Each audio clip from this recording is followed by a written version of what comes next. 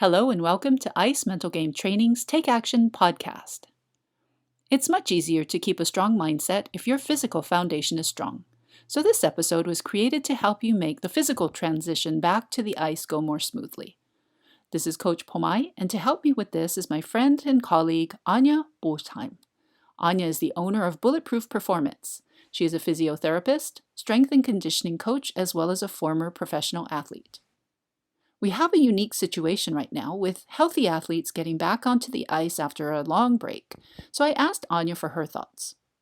Definitely, it's not just that they're changing surface, but a lot of them have probably been training, because if they're in the off season, then they would probably still be doing their strength and conditioning work and doing a fair amount of strength and biometrics and jumps and lands and these type of things. But if some of them now are stuck at home with very limited space and equipment, then they're not even able to do that, which means that they will have deconditioned.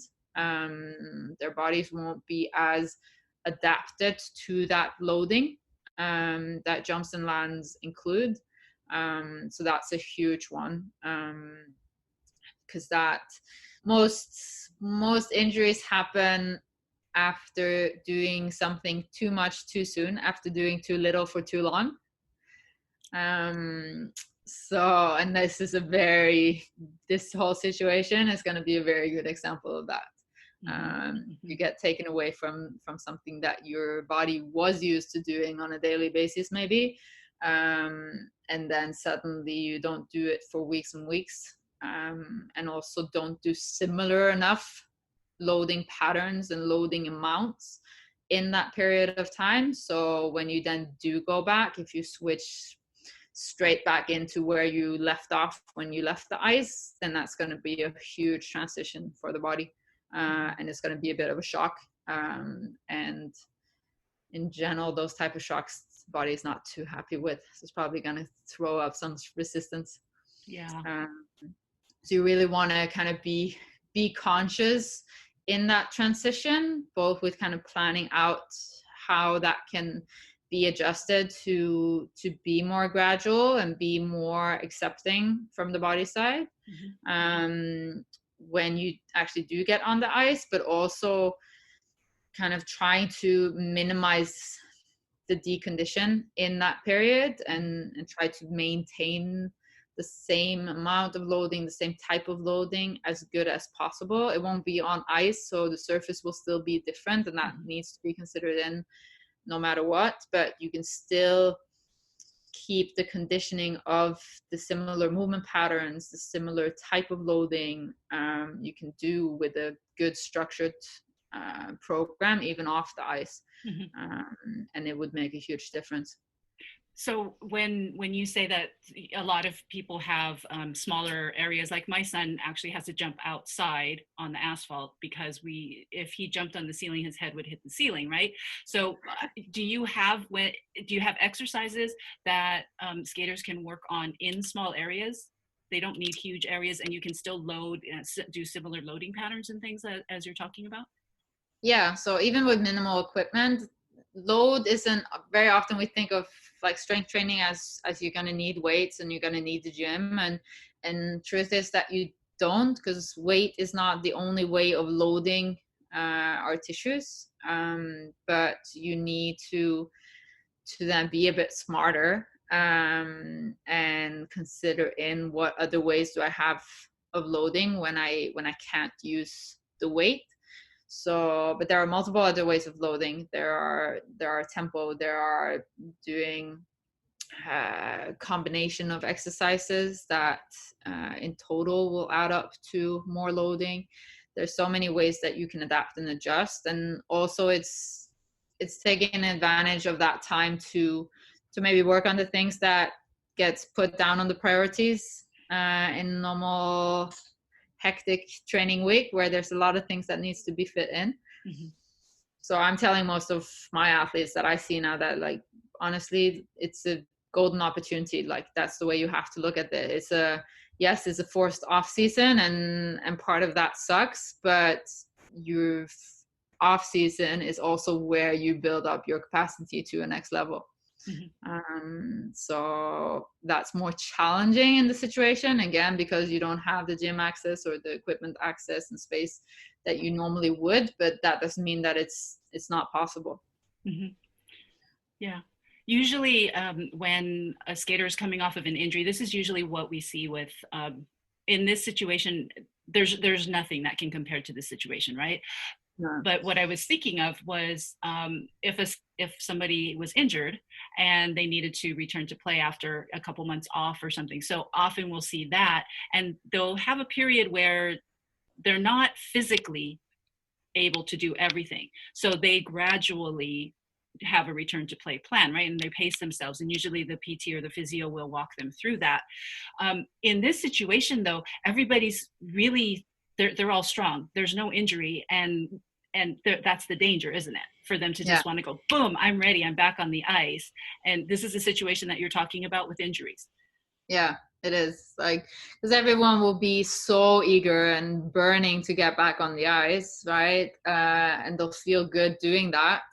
And we want to go all in, and we want to even go beyond all in because they want to catch up for all their lost time, and really kind of just wanting to double down on everything. But that might be a very short-sighted strategy, because if you then on week 2 slam into an injury, then that's not going to be a great return.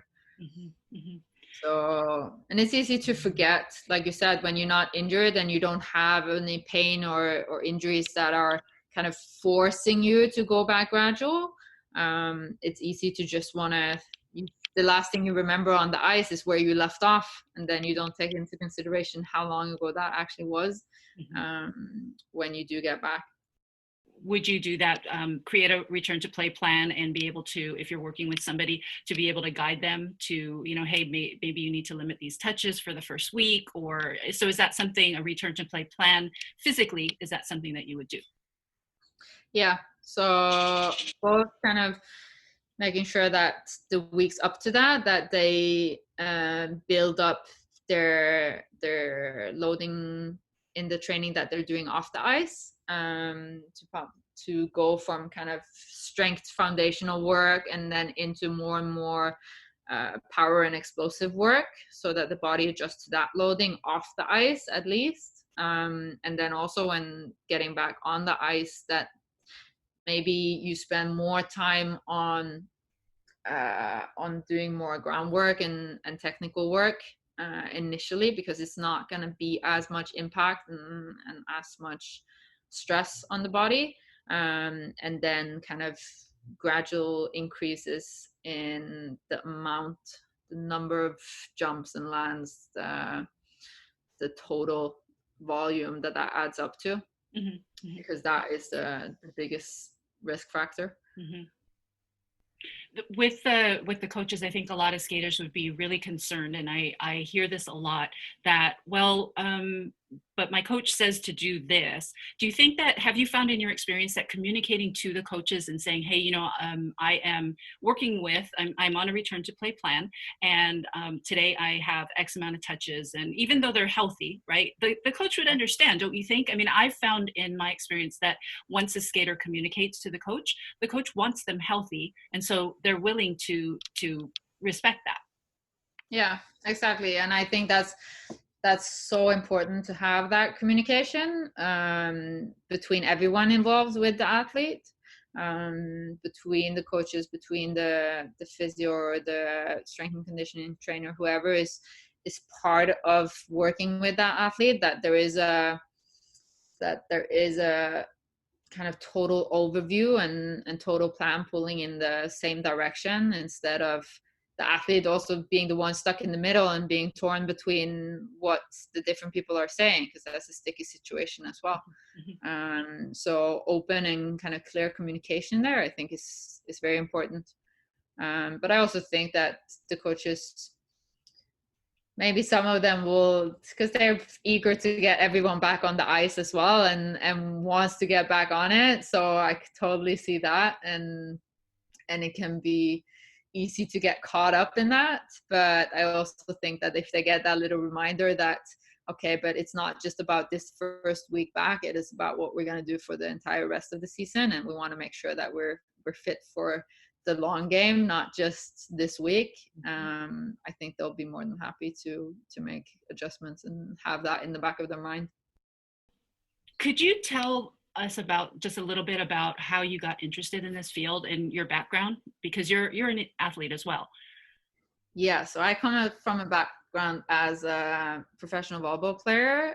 I moved away from home when I was 15 to attend the National Volleyball Academy for high school. So I'm from Norway, so I lived deep inside one of the Norwegian fjords where there was nothing to do but play volleyball for 3 years.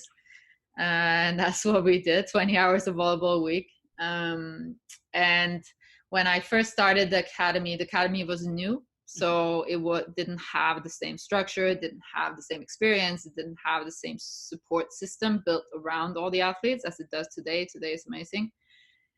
But we were more sort of left a bit to our own when it came to the strength and conditioning side of things and how to manage our total training load. And when you're young and all you want is to get better at your sport, then you're willing to do everything and anything, and you always tend to want to do something is lagging behind. You want to do more of it and you want to get better at it ASAP.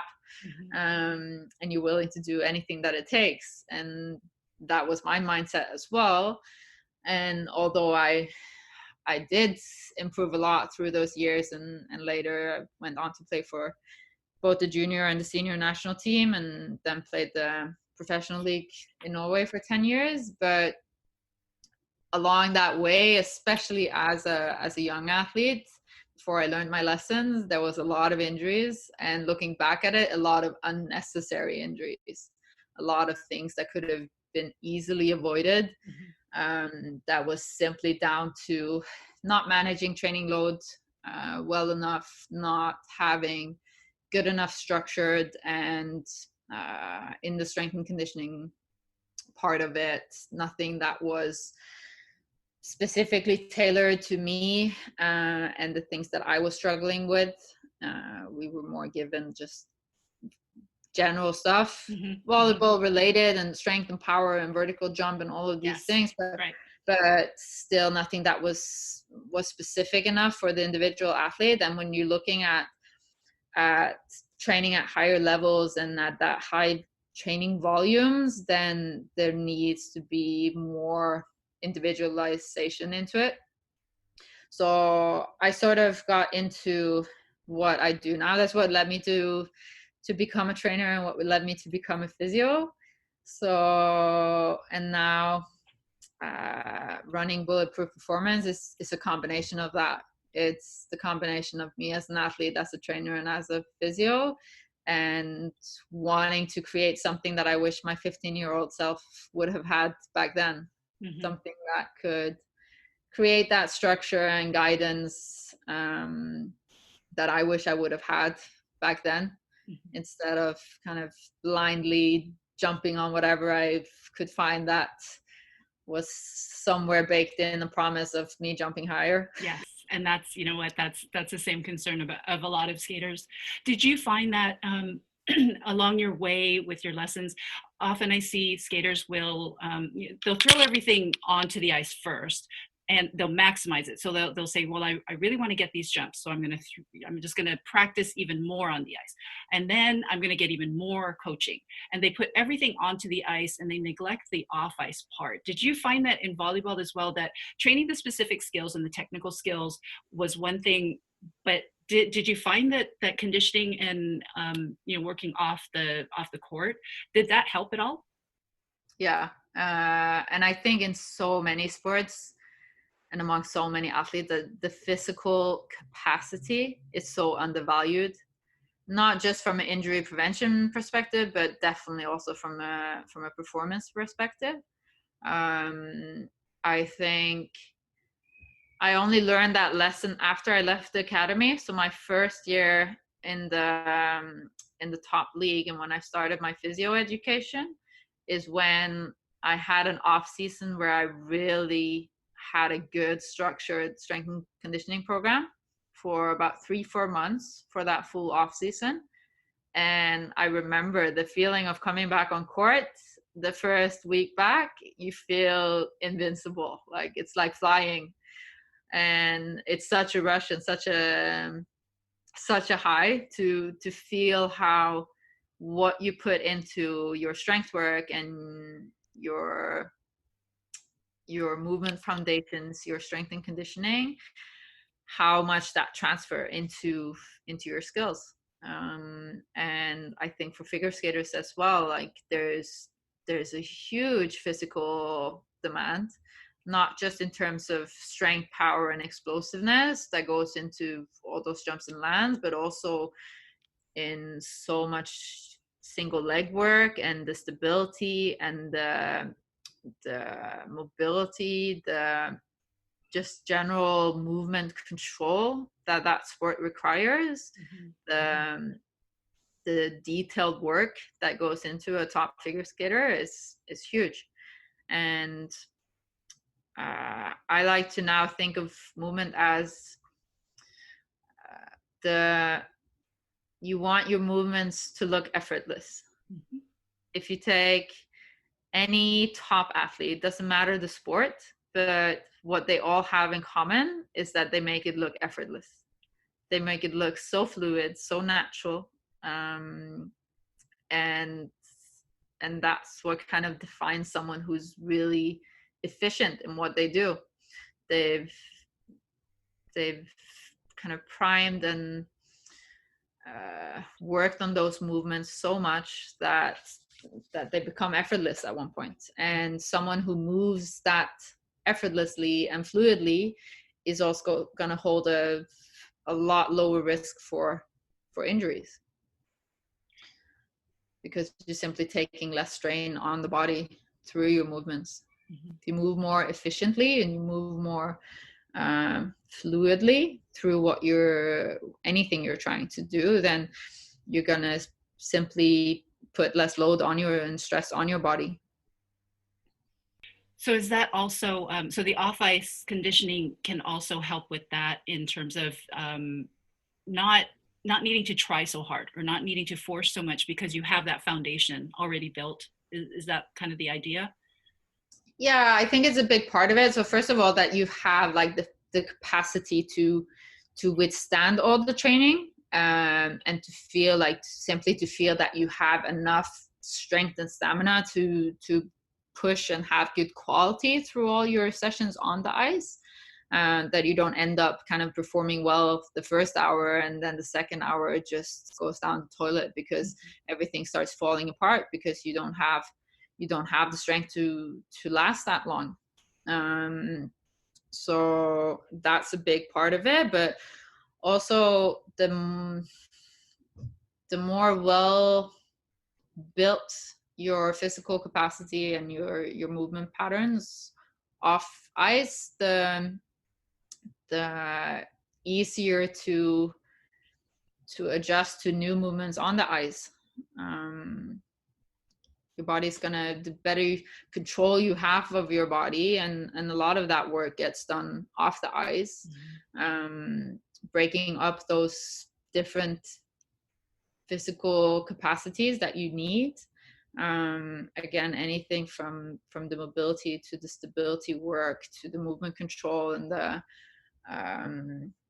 proprioceptive work of knowing where am I and having full control of that, to the strength and the power. If you can work on and improve on all of those capacities separately, and a lot of that you do more efficiently off ice, where you can train them more specifically and individually and repeatedly, yes, then they're all going to come together more easily as well on ice. Awesome.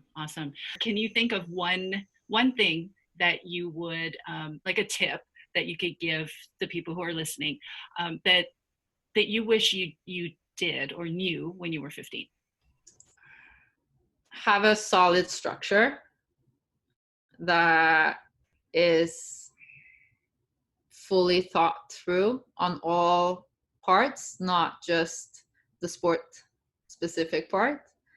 That more is not always the answer. In getting better at a specific movement or a specific jump might not always be through just doing more and more and more and more reps of that specific movement or that specific jump. Might be looking at, okay, but what in my physical capacity is making this movement or this jump so difficult for me to nail down, and can I instead address that and then have it transfer in and help me achieve that movement or that jump. I think those two are big ones. Yeah. So you mean when you're looking at, rather than why can't I nail this jump, you're looking at more of the pieces. So the movement or the stability, like as you talked about, the balance or the lack of balance within the body. And so the physical structure leads to the ability to do the jump. Yeah, because there's like in any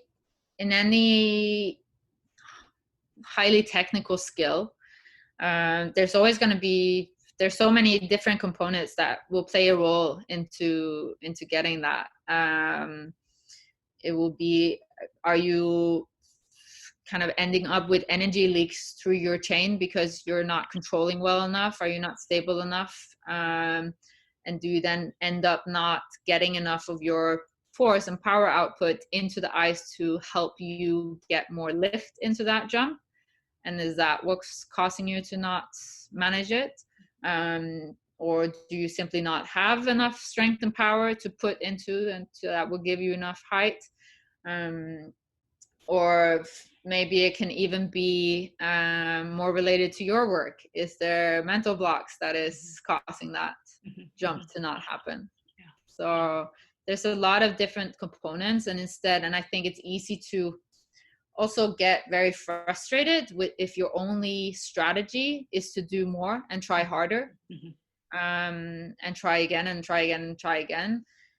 By all means, I'm a fan of being persistent and resilient and never giving up. But it's not always a matter of just trying and training harder, but rather trying and training smarter. Yeah. So having more thought through kind of is there other way that I can address this? Thank you. That's awesome. Hopefully, everybody's going to get back on the ice soon, maybe within 3 to 4 weeks.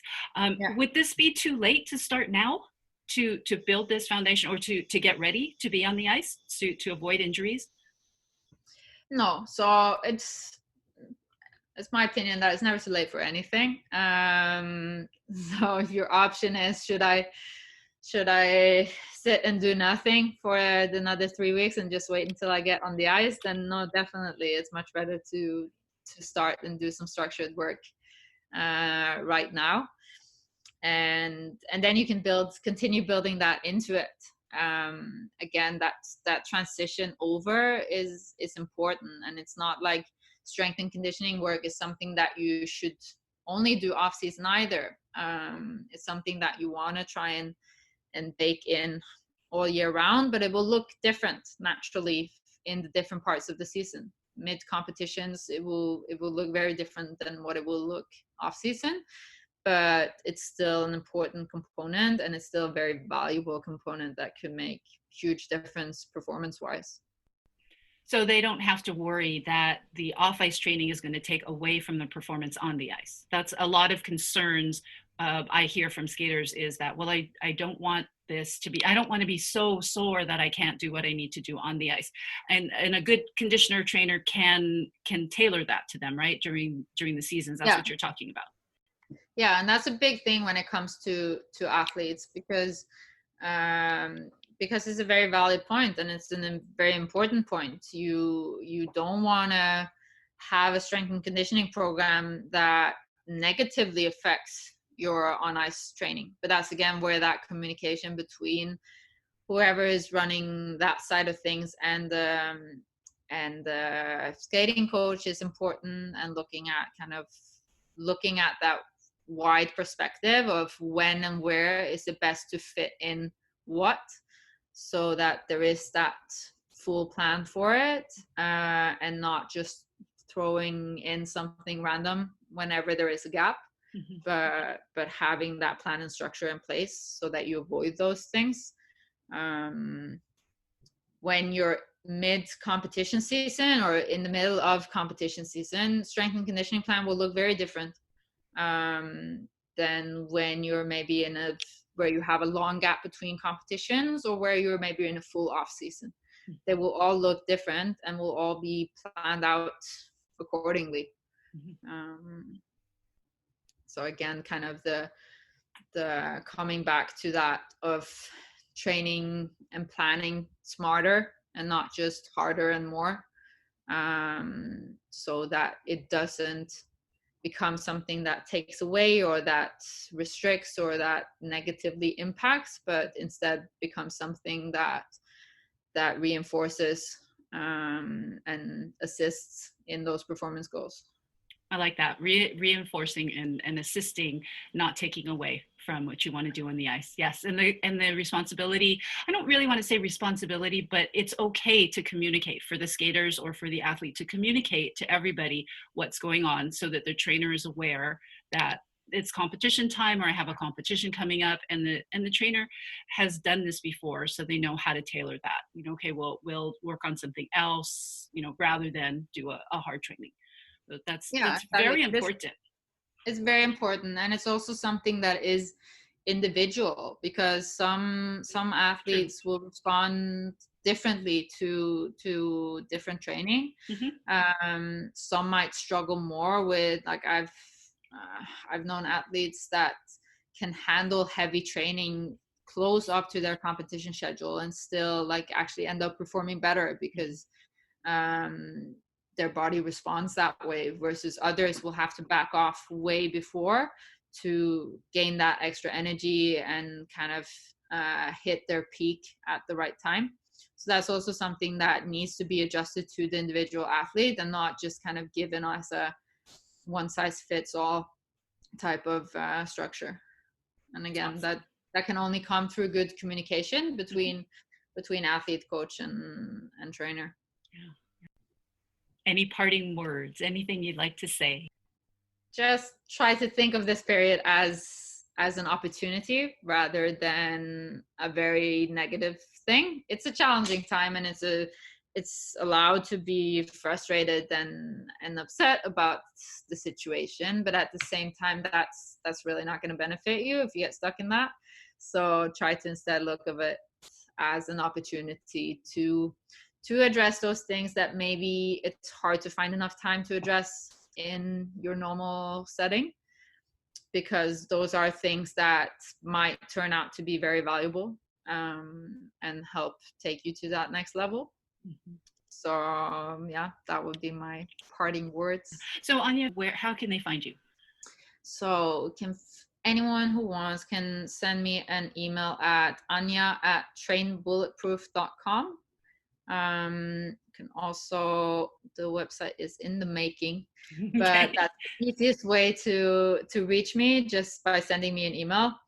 We're also so far up and running on Instagram, where the handle is bulletproof.performance. Awesome. Thank you. Thanks for sharing your wonderful wisdom with us. Appreciate it. Tusen takk to Anja for taking the time to share her expertise with us. Thanks for listening. If you want to improve your mental game for competition or practice, download Confidence Mythbusters, a complimentary ebook from the link in the description box below. Oh, and please do me a favor and share this if you find it helpful. If you want to learn more, you can always find us at icementalgame.com or like our page on Facebook at icementalgame. This is Coach Pomai reminding you that it takes mindfulness to reach excellence. Until next time, aloha and happy skating.